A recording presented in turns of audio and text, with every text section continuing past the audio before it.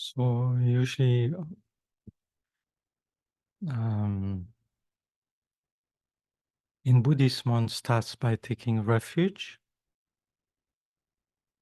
So usually one mumbles a prayer, right? One says the word, but saying the word is actually not taking refuge. That's just paying lip service to taking refuge. So taking refuge is actually a state of mind that you create, and then you familiarize yourself with it, and then repeating the words, it recollects you to that state of mind. And so you re-experience that state of mind.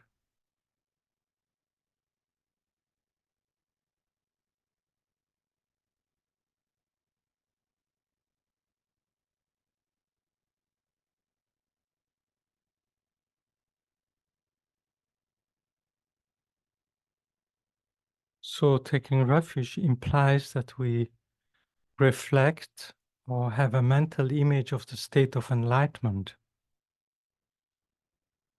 So for that, we, in our own limited way, we try to understand or imagine what enlightenment could be.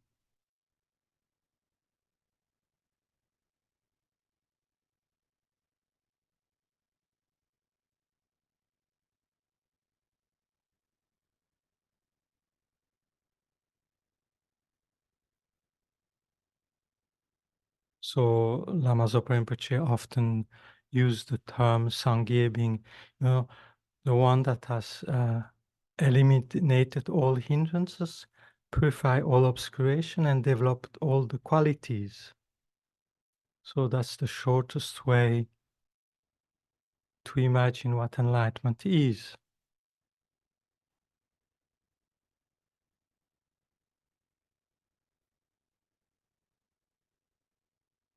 Then a little bit more elaborated, you can imagine, somebody that has perfected bodhicitta. So he has infinite love and compassion for all living beings, and he has taken the vows of liberating each and every one of us. So he has total equanimity. He doesn't like more one student than the other. He has the same love and compassion and wish to free each and every one of us and of all limited living beings.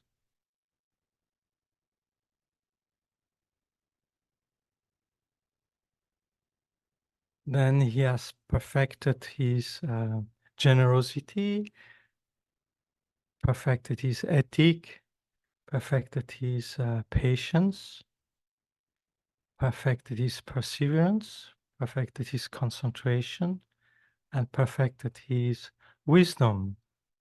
So the wisdom of seeing conventional reality, all the karma, all the methods, all the different paths, how they lead to enlightenment and how they don't. Seeing all relative phenomena like in the palm of his hand,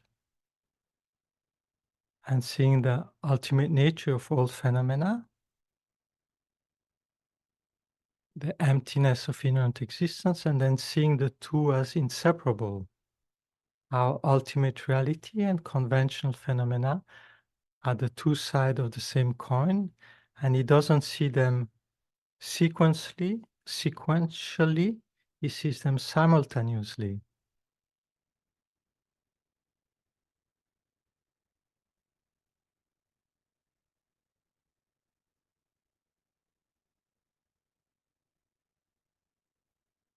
And then on top of that, if you look at it from a highest yoga tantra perspective, so the most subtle mind of clear light perceiving emptiness turns into the Dharmakaya, the omniscient mind of the Buddha. And then the Rupakaya turns into the Sambhogakaya, where um, the enjoyment body, right, where the Buddha manifests the Pure Land with his mind, and he's reborn in that Pure Land. where Arya Bodhisattva can take rebirth and finish the path to enlightenment. And simultaneously he sends out emanation body or nirmanakaya that simultaneously can manifest in billions of forms simultaneously in different realms. In the human realms as teacher, but also as animals, as bridge, as food. He can manifest in the hell, in the preta, in the god realms, anywhere where the sentient beings have the karma to perceive him, so he can manifest.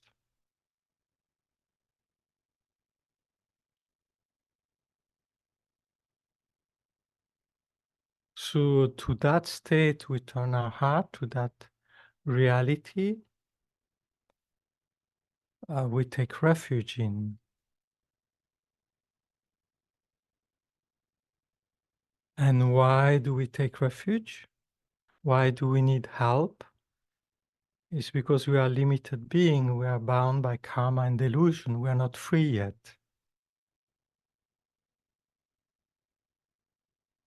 So we seek help from the Buddha and his or her teachings. And we take refuge in the community of practitioners, especially the Arya Sangha. So any person, lay or ordained, that has direct perception of ultimate reality.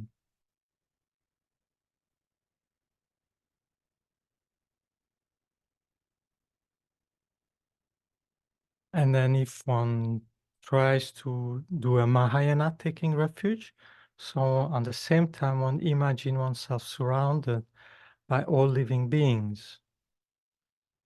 So we guide all living beings into the state of mind of taking refuge into the Buddha's Dharma and Sangha. So if you bring all these elements together, you are in a state of mind of taking refuge. So it's a state of mind, it's an experience. Like being in love, you have a state of mind of taking refuge. So try to induce that mind.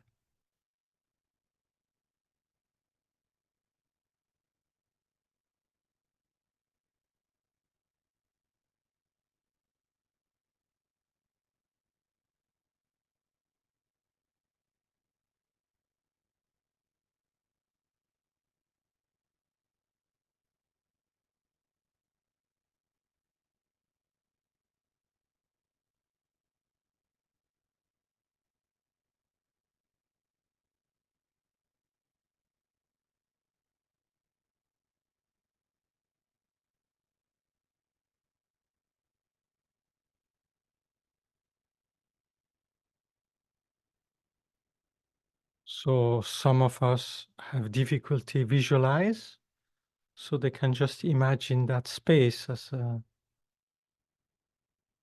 space of light with all these enlightened qualities within that space.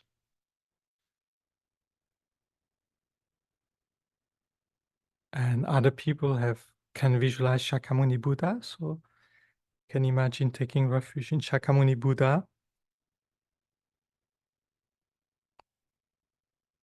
But it can be, you could visualize countless Buddhas, each atom being a Buddha surrounded by countless bodhisattvas. So all the space in front of you is pervaded by infinite number of Buddhas.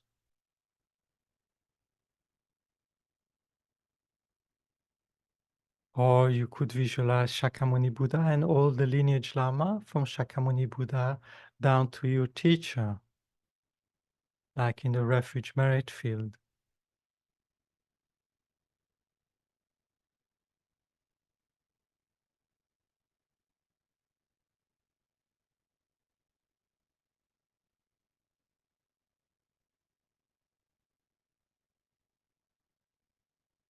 So if one visualizes Buddha, one imagine them in a light energy body, blissful body.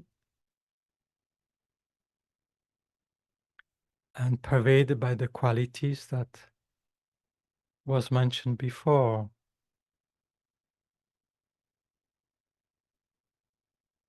And usually one imagine them in a smiling expression. So they are smiling at you and they gaze at you with loving eyes and with that incredible wish wanting to benefit you. So from their side, they just have this wish for you to become as enlightened as they are.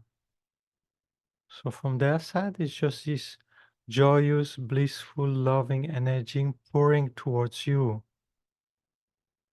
And how much you're able to receive depends on how much you open the heart, how much you remove the curtain from the window of your heart. So if you open the shutter, you open the curtain, you're able to receive the light, the blessing, the great energy flowing from these enlightened beings.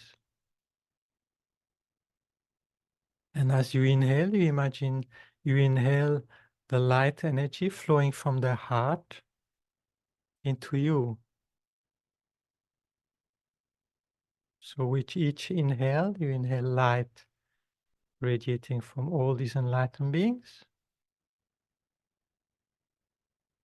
And not only into you, but into all living beings that you visualize around you. So your mind doesn't just pervade your body. You imagine your mind pervades the body of all living beings that you have visualized around you. And that you inhale light from all these Buddhas into you and into all sentient beings. And if you do that in the Vajrayana context, you imagine that all these Buddhas are pervaded by your Guru's mind. So your Guru is inseparable from all these Buddhas.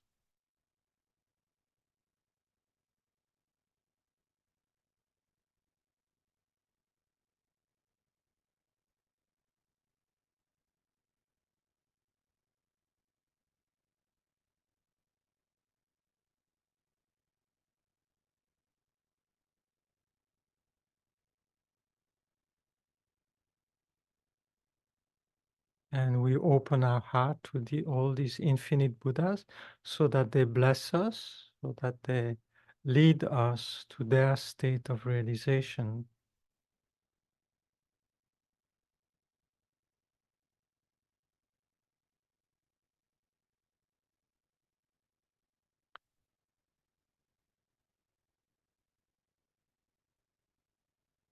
So how much blessing you receive?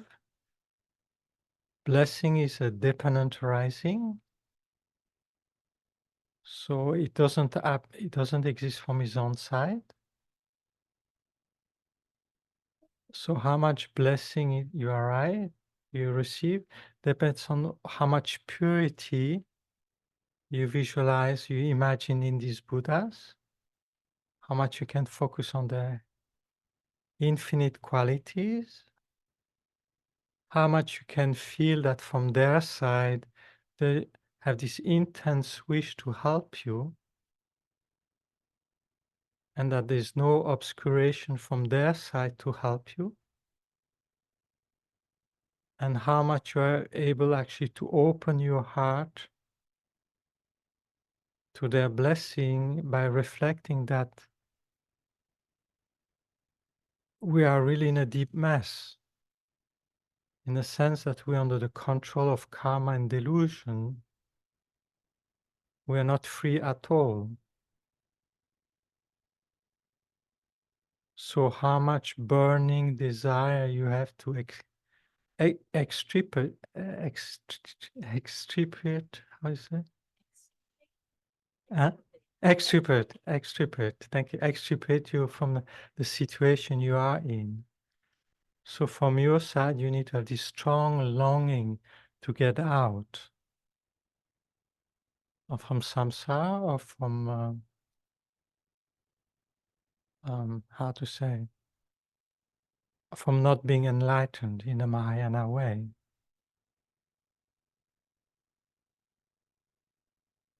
So the more you're able to bring these ingredients together, more powerful the blessing you receive.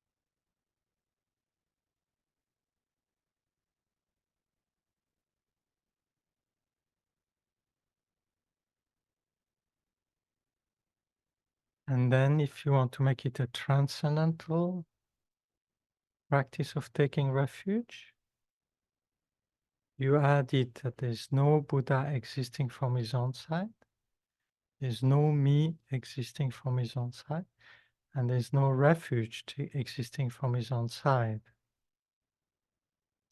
So there's no inherent Buddha, there's no inherent me, and there's no inherent refuge.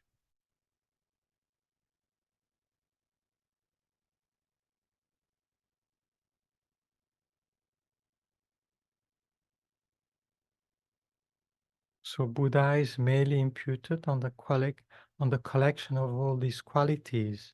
There's no Buddha there from his own side, independent from all these qualities.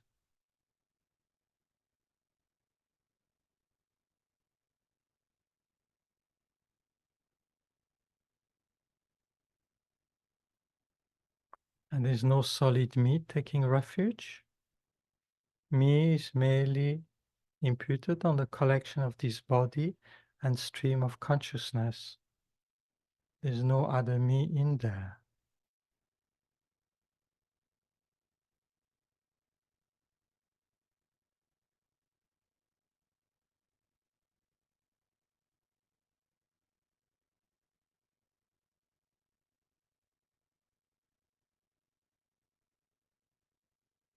And there's no real taking refuge.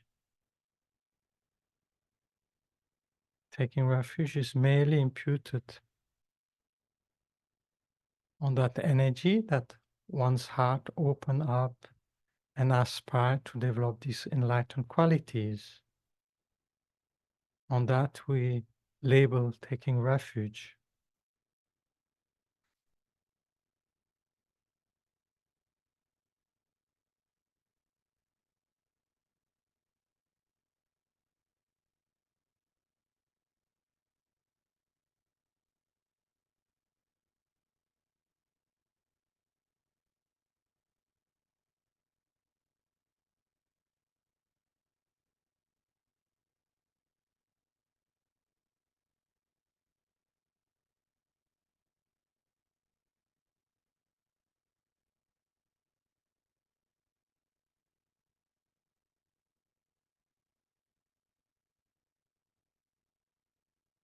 Then usually this is followed by the state of mind of developing bodhicitta.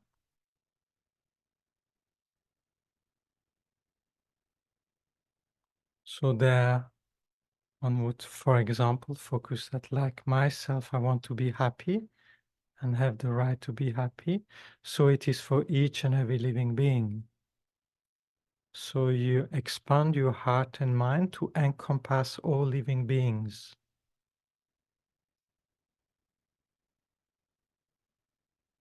So recently, His Holiness Dalai Lama in a teaching said, what distinguishes sentient beings from a non-sentient being, he said, is that a sentient being has the most subtle mind of clear light, whereas a vegetable and a tree doesn't have the most subtle mind of clear light. So even though plants are alive, but they don't have this most subtle mind of clear light, so they don't have a continuity of consciousness.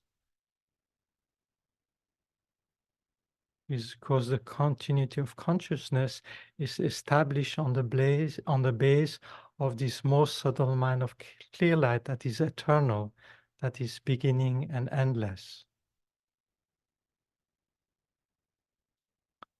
And that's subtle mind of clear light purified becomes the omniscient mind, becomes Buddha.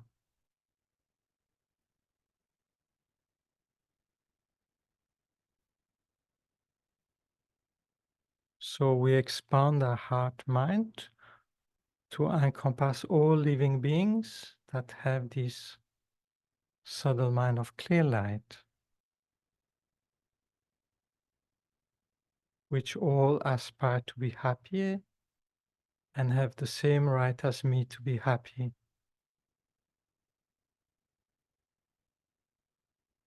So horizontally, you try to expand your mind as vast as you can to include all living beings on this planet and all other planets in the universe where there could be living beings.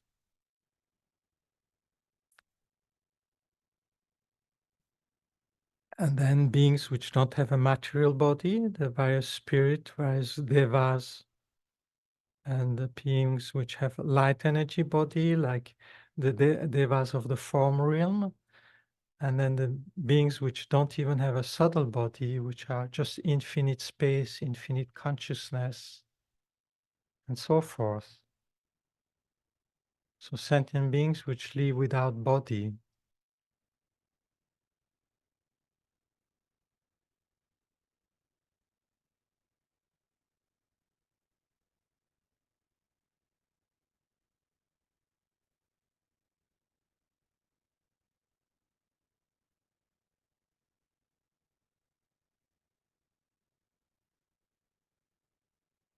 So now to become Buddha oneself, there is no other way but to cherish all these living beings. The only way for oneself to be Buddha is to really care for each of these living beings and wish and generate the wish that by myself I will liberate them all.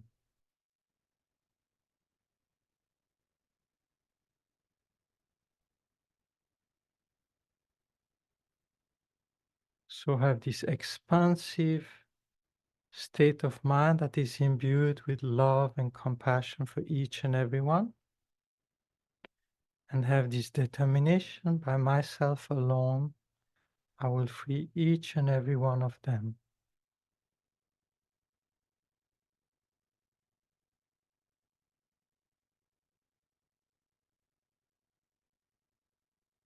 And in order to bring this about, I have to become Buddha. So this aspiration to become Buddha for the sake of all this infinite living being, that state is called bodhicitta. So again, it's an experience, it's a state of mind. It's not just words.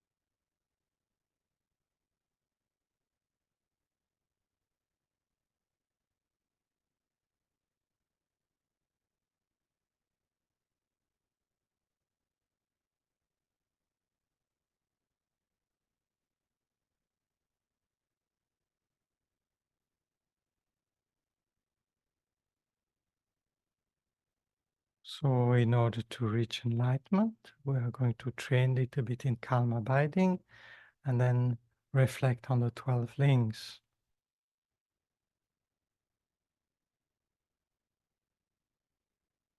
So for those which have a tantric initiation, so they would focus on their appearance of deity, and for the people which don't have yet initiation, can just even imagine their body as a light energy body, the shape of their own body. But in order to do that, so focus on your body. First, your ordinary body.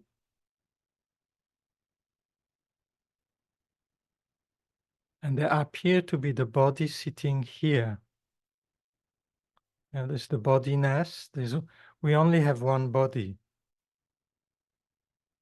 And if you say, where are you? You are in this room because your body is sitting here on this cushion or on this seat, on this chair.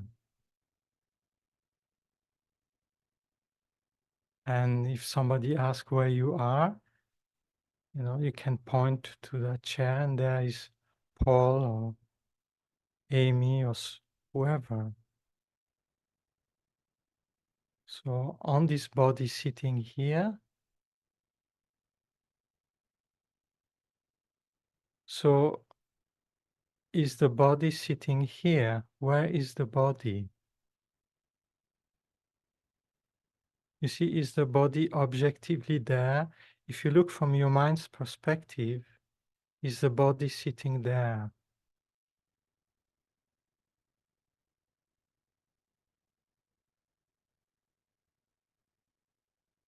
So if you do the 4-point analysis, from that perspective, none of the part of the body is the body as it appeared to you, nor their collection, nor separate from them. So there's no body there existing objectively.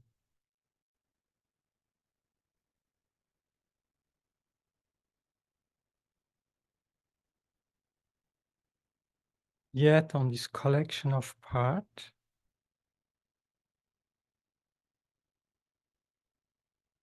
the mind designate, impute, project body. So from the side of the mind imputes body on something that is not a body.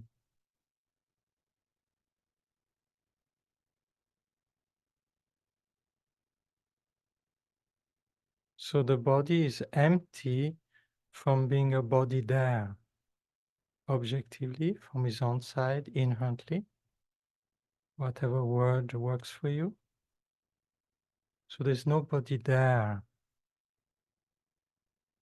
So when you get to this experience of nobody there, you remain in that, you don't go any further.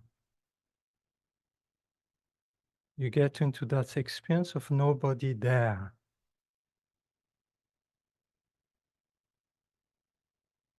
And that nobody there is a space, an absence of bodiness.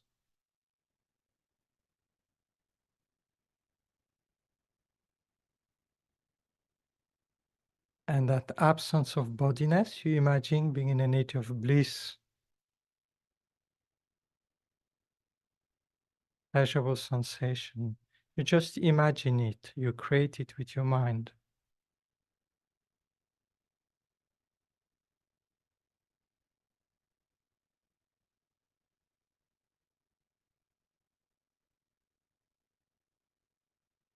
And you imagine that space,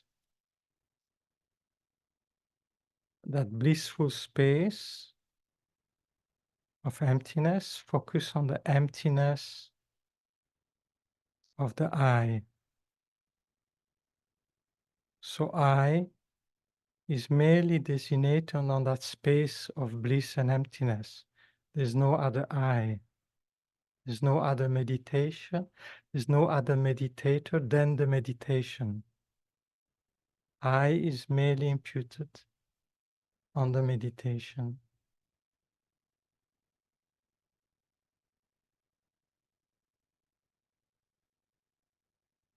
I is merely imputed on the mind that focuses on emptiness and is a nature of bliss.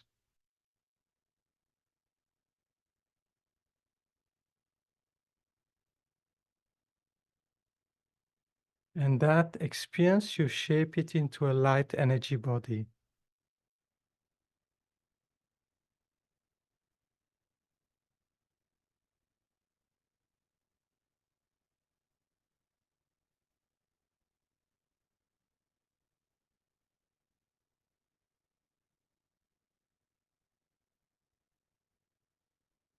So your light energy body is pervaded by bliss and by the flavor of emptiness of inherent existence.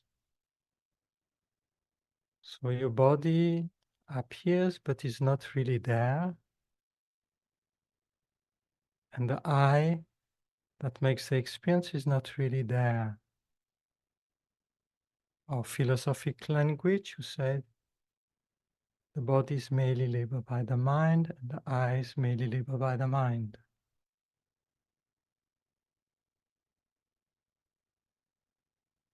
So the body becomes very insubstantial. The I is very insubstantial. The bliss is very insubstantial. Everything appears a little bit rainbow-like.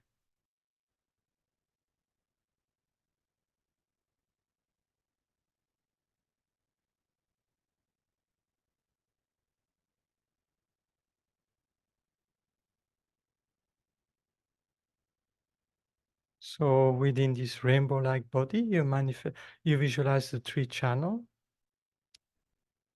The center, if you want to see color, the center channel is white, the right is red, and the left is blue, but it doesn't really matter.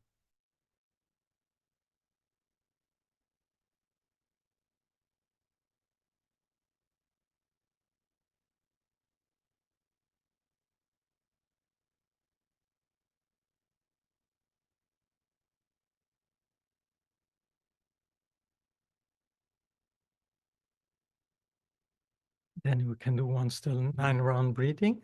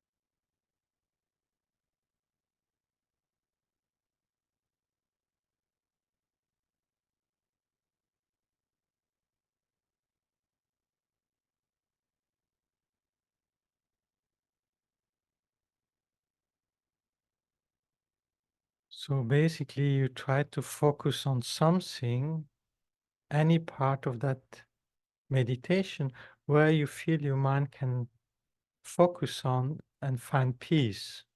You know, whether it's the navel, whether it is the breathing in and bringing the mind inside the central channel, or focusing on the flame that rise, or the pleasurable sensation that pervades the whole thing, the pleasure that you imagine, whatever, it doesn't matter.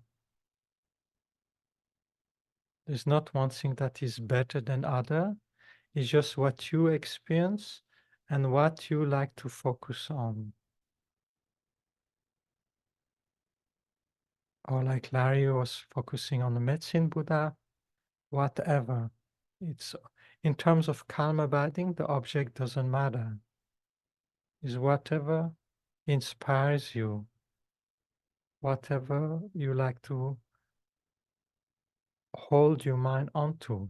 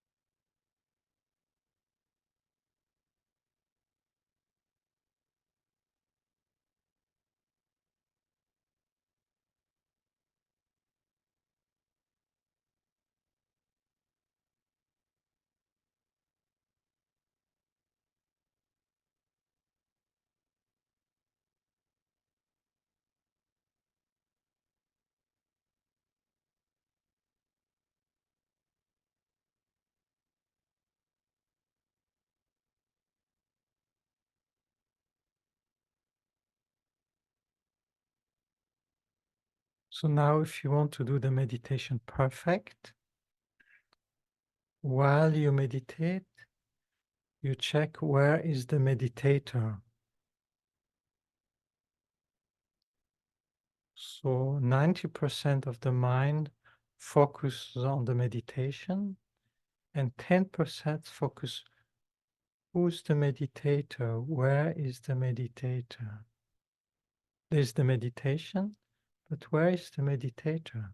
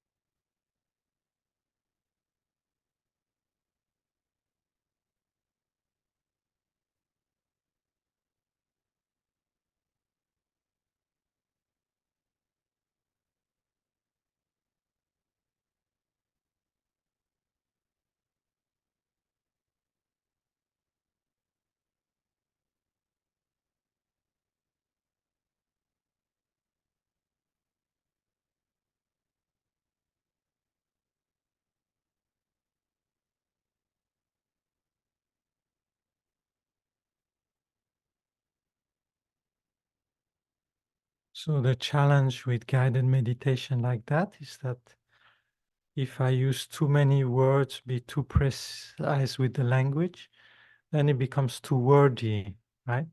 So I have to simplify a little bit the language I use, but not too much so that you still get to the right point.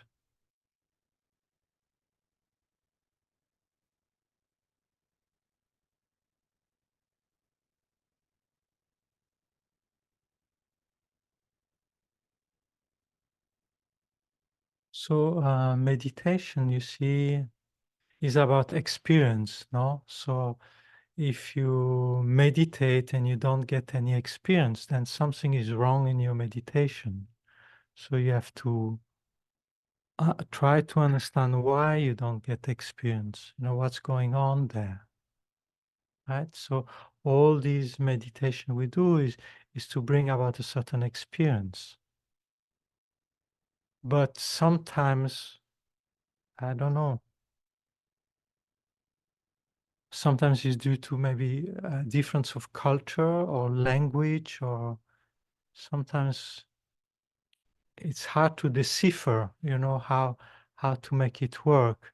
So it takes quite a lot of chewing over, really try to make it bring alive for you, right?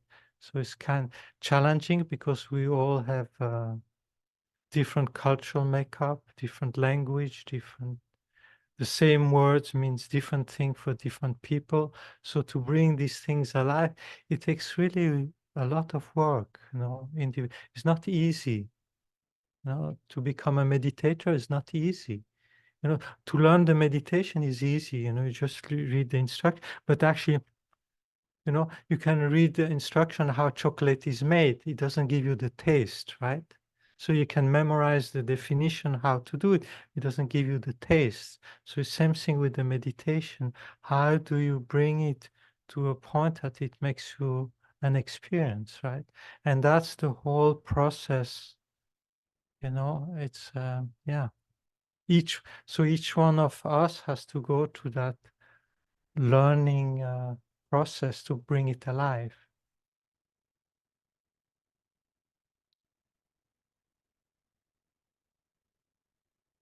So it's a beautiful adventure, actually.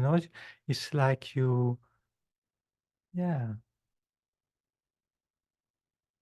no, no.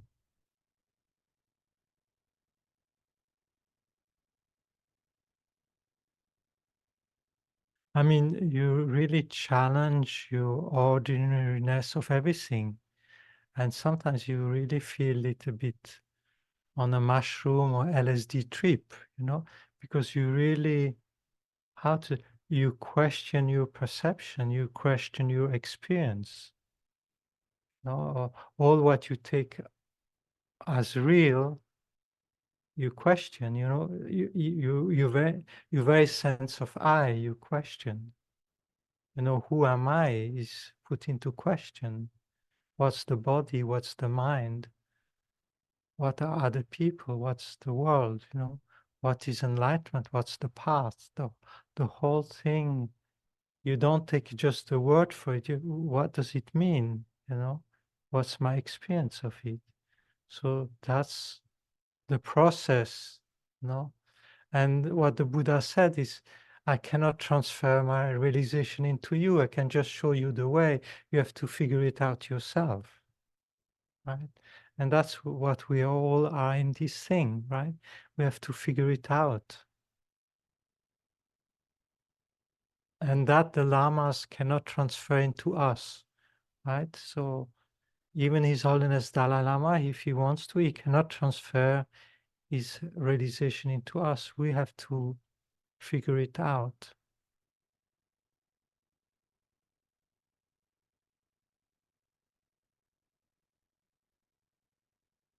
But the more one progress, the freer one's mind become, and the more happy and the less mental affliction. So if you want to see whether you make progress or not, it's simple. You just check your mental affliction. So if they are less strong, less present than before, that's a good sign, right? So you don't need to ask a Lama to tell you whether you have made progress or not. You just check your mind. right? So if you're more peaceful, happier, less mental affliction, more loving kindness, that's sign of progress, right? But if you end up, with a lot of Dharma knowledge in your head, lot of practice in your head, but you have the same level of irritation, attachment, and obsession as before, well, then what's the use of all these studies and all this practice? Right? They haven't touched, they haven't been they haven't been efficient, right? Efficient, you say? Effective, thank you. Yeah, they haven't been effective, right?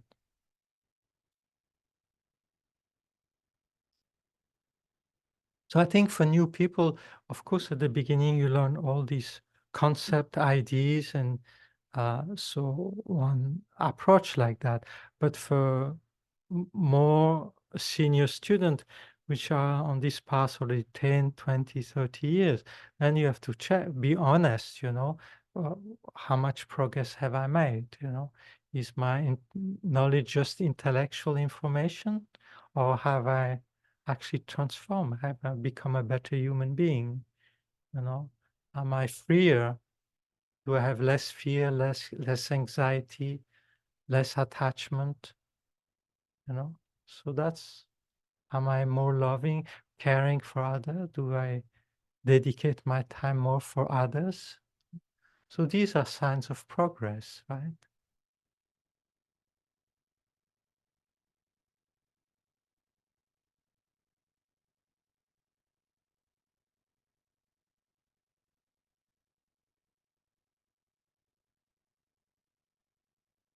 I like one word Lama Zopa Rinpoche translate, in calling the Guru afar, to cultivate the thought of no need in my mind. It's a very beautiful word, no need, you know. So you enjoy things, but you don't need them, you know. You enjoy your partner, your children, your parents, but you don't need them, you know. You enjoy your car, everything, but you don't need them. So the no need makes that you're not attached. There's no string pulling. You see, you're free. Psychologically, you're free. Such a beautiful state. There's peace when your mind is free of need. You don't need anything. Such beautiful. Do you need anything? Can I help you? No, I'm fine, thank you. Such a beautiful state,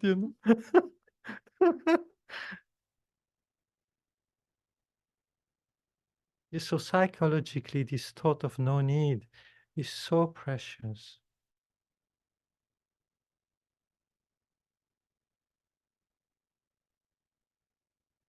So that's a sign of progress. You see, the less needs you have, the less, yeah.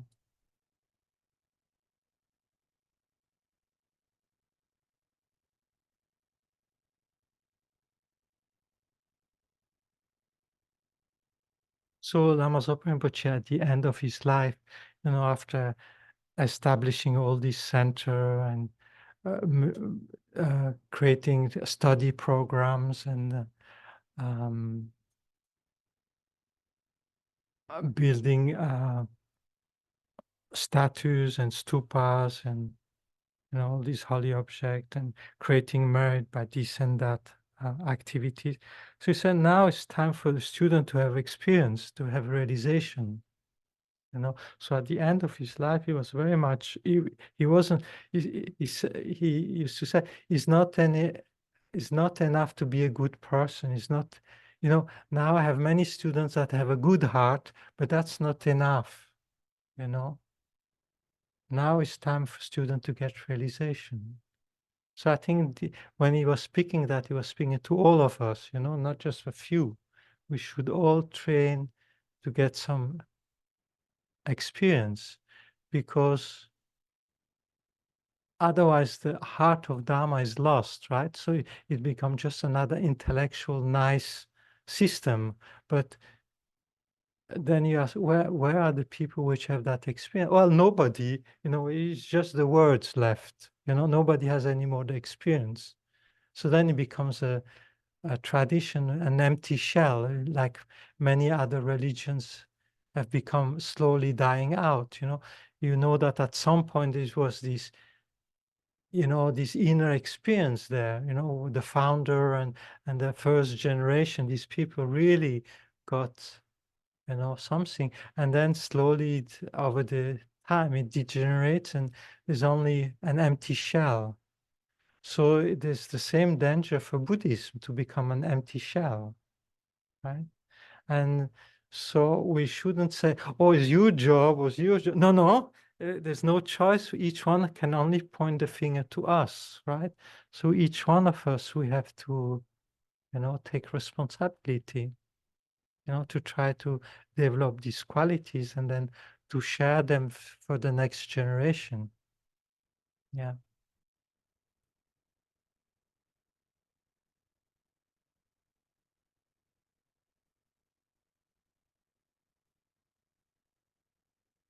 Because I think, uh, for example, the Shakyamuni Buddha at some point was even more degenerate than us, right? He was in the hell realm, right?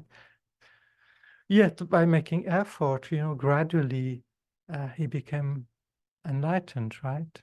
So if he made it, we can make it too, right? And they say even an ant, that goes on a door around stupa, because of that karma, someday reached enlightenment. So, we have this body and mind. Why can't we make it, right?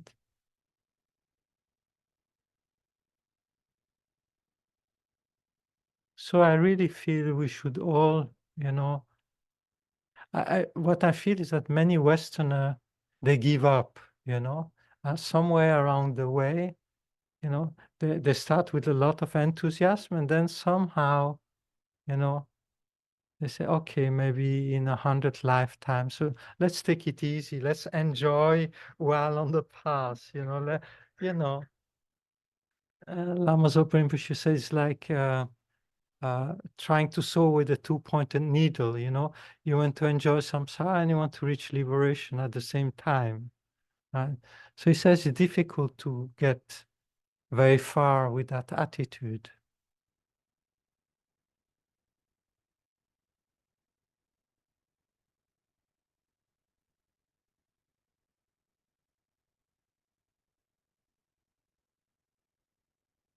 I think all you see, you have to give your aim, within 3 years, I developed this, within 3 years, I developed that. And it's really possible, it doesn't, it's just whether one has that fire that, I mean, we have it for sport, we have it for, we have it for many activities. Somehow we're so passionate of doing it. But for Dharma, we have very weak passion, we can, you know, uh, yeah, we don't really have that fire, I'm going for it. And I think some of us had it in our 20s or 30s when we discovered that, in the old days in India, Nepal. So I remember many of these hippies, they actually had that fire in the first years, they're living with the sadhus or like sadhus, remember the Italians? So it was an atmosphere where people believed they could do it, right? It's, people was trying to do 3-year retreats, and yeah, people really believed they could make it.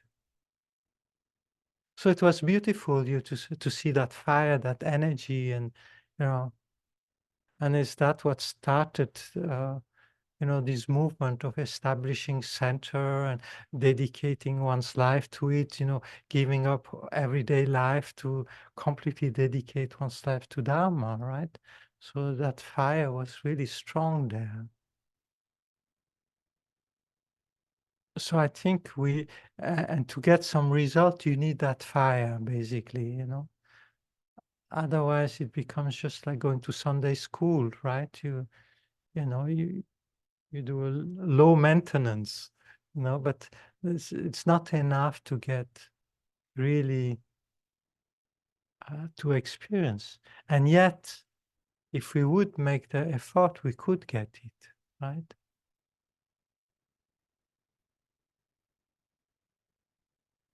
And when you have met beings like His Holiness Dalai Lama, Lama Yeshe, Lama Zopa Rinpoche, or any other enlightened teacher, you see, wow, it would be nice to be like that. You know, you see these qualities, you say, wow, you know, yeah. So you have that aspiration, but somehow you don't think you can do it. You see, where is that limitation? Why do you think you can't do it?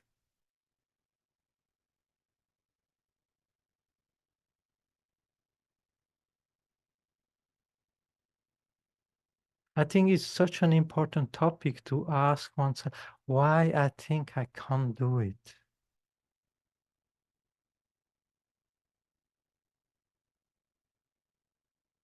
I mean, I have Buddha potential, I have Buddha nature. My mind is clear and knowing. The delusion are not part of the mind. They're adventitious, I can eliminate them. Why can't I have that faith and that wish, you know? And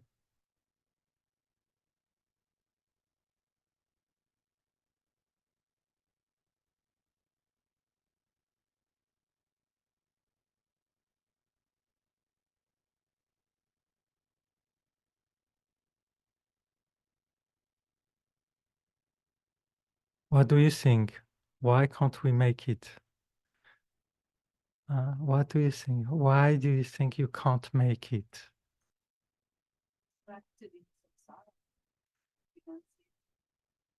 Yeah, we don't have renunciation. We're distracted in somehow, but what we do about it? You know, we just continue, you know, hope alone, right? Yes, true. I mean, it's true, you know, and also the cultural, social environment, you know, everybody's do, doing that. So there's not many yogis at each corner of the street, you know, sitting there, and, you know. There's no inspiring sadhus around.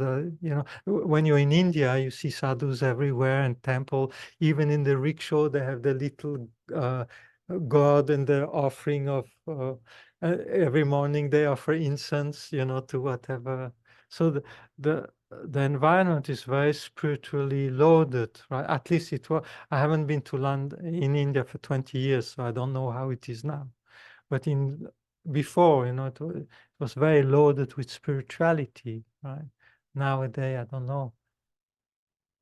But I think so it's difficult. We go a counter the popular culture nowadays, right? You were saying?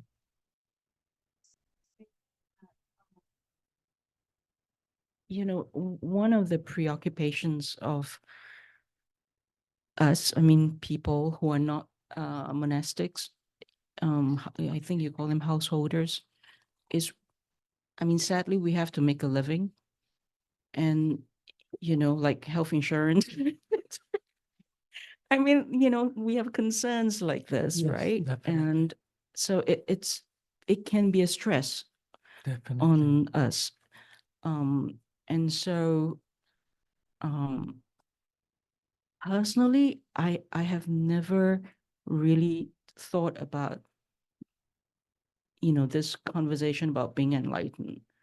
Um, I've always thought of it as the helping people, the bodhicitta bit. But yeah, I mean, it's a good question because I've never actually mm, imagined the possibility, so to speak. Because of all these concerns. Mm-hmm. Um, yeah. Yeah. I think also, in general, one could simplify one's life, in general. Once one makes one's priority the spiritual realization, so one accept to, instead of having the best of everything, we accept with the second best or third best, So in many fields we can actually, you know, yes, it needs a little effort, but we can actually simplify one's life, and then we need less money and we can dedicate more time to this pursuit, right? So I think this is, of course, each situation is different, but, often I found, I mean, America is a really special country. I don't think it's an advanced country. I think it's a second grade country, compared to Europe. I think the quality of life is much better in Europe, right? And they have 1 month or 2 months holiday in a year, and they have social security, health insurance, old age pension. Yes, they pay a little bit more tax, but with the more tax, they have all these extra benefit, which makes their life much more peaceful and less stressful, right? Whereas in America, it's really strange culture, you have to take care of. And then you spend 5% of GDP for arm race, So yeah, so why can't we take 1 or 2% away from that for social benefit, right? Why do we need all these weapons, right? Why would need to be the most heavy armed country in the world? So I think there's many strange views in America that makes this country a bit, people actually, they think they are the best, but when you actually travel a little bit around, you see people are in other countries are actually happier than the Americans because they have all these benefit, and that makes the life more peaceful, happier. You don't have all this stress, you know. So I think something sad about this country, which makes it actually, like it's difficult because you have to fend for yourself. There's no government that take care of you, you have to take care of yourself. So yeah, it's a bit sad, but even in that context, I think one can,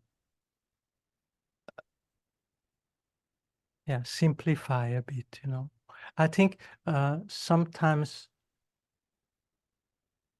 I think we think money is richness. Having a house is richness, but we don't value free time is richness, So what's more important, having more money or having more free time? And so for us, we think having more money is more important than having free time. But after a while, you realize having free time is much more precious than having money, because the free times allow you to do all this spiritual work, and get to this level of peace and happiness, So that's the challenge, and each individual has to, find the balance that works in his situation. It's very different if you have children, if you have old parents to take care of. So there's so many factor and one's profession, and yeah, so many aspects, right? Which in Buddhism we call one's karma, right? Well, it includes all these things, right? Yeah, and that's one's karmic situation, right? Yeah. Thank you very much, René. I thought to ask about that you mentioned renunciation and like a renunciation and effort to put effort in practice, and like the fine line not to overdo it. Like for example, like some, especially in the West, we like to really like do a lot and then we kind of burn out or just Yeah. maybe self harm even to oneself Yeah. in a certain way. Yeah, maybe that's the problem for 1% of the people. I think 99% have the other problem. They are more in the other extreme. I don't see many people making too much spiritual effort.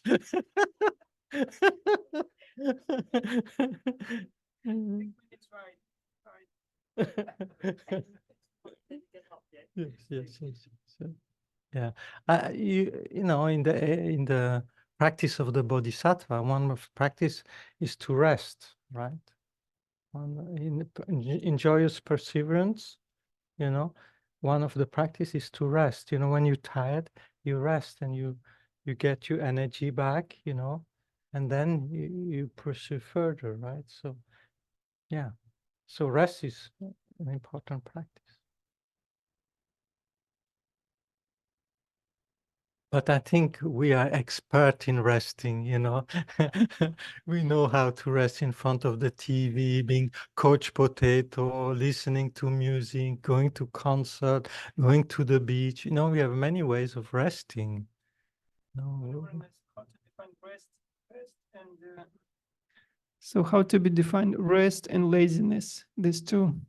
Yeah, I think you know the difference. I think everybody knows that, you know, if we're honest, we know.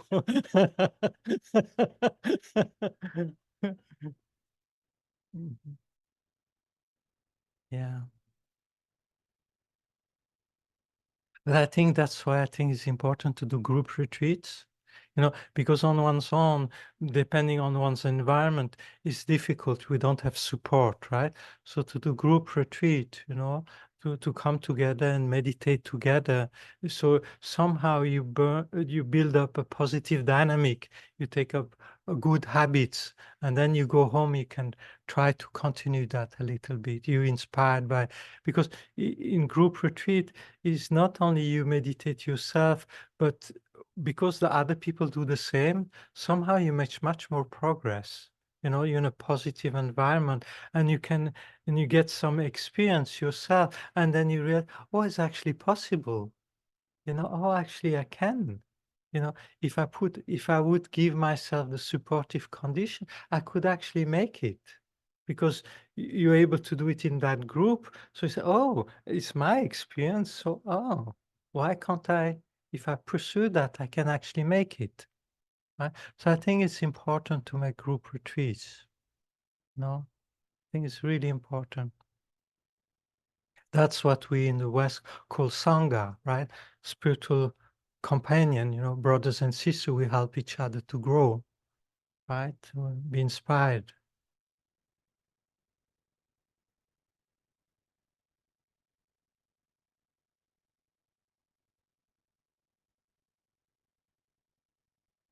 All right. Yeah. What do you mean by make it?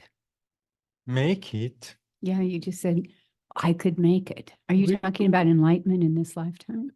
At least generate bodhicitta, effortless bodhicitta, have a valid conceptual experience of emptiness, you know, being able to focus on emptiness, you know, having this aspiration to become Buddha for all beings, I think it would be fantastic, you know. So to be already, uh, I remember Geshe Tekshok at Nalanda, he would always say, you should at least try to reach the stage which is irreversible, where your mind never degenerates ever again, right? So on the path of preparation, you know, there's a stage where you know your mind is never going to degenerate. You have control over your rebirth, and from then on, you know, your mind is going from lifetime to lifetime, higher and higher. So he was saying, you know, you should at least, he says, when you reach that, then you can relax. He says, you know, your mind is never going to degenerate. So there you can relax. Before that's no time to relax. He said, yeah. Okay. So,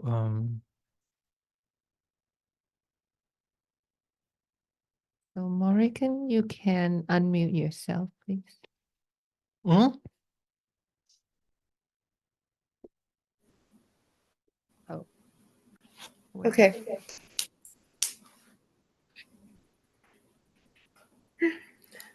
I just wonder how, for myself, you'd asked why you think you can't make it. It's difficult to think of oneself being able to obtain those qualities when I've got a lifetime of memories of like doing harm to others or making mistakes, you know.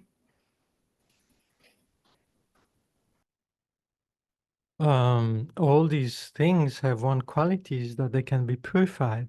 You can clean this imprint from your mind, right? So it says negative karma have only one quality is that they can be purified, right? And then the mental affliction, they are not in the nature of the mind. So the mind can be cleaned of these imprint and habit, right? So because the mind is fundamentally pure. So all our negative habit and negative imprints, they are not in the nature of the mind. So the mind can be cleaned of those imprints, right? So therefore, we can all make it. Like, let's say Milarepa, the beginning of his life, he killed maybe 8 or 10 relatives. I don't exactly remember the number. And then he killed, I don't know, hundreds of sheep and things like that, you know. So, and then he generated regret and he followed the path and reached enlightenment in the same life. So Milarepa, which reached enlightenment in one life, he killed 10 or 15 people, relatives, you know, earlier in his life. So even though he had created this huge negative karma, nevertheless, he reached enlightenment in the same life. So you see, no matter how heavy one's karma, everything can be purified. So there's hope.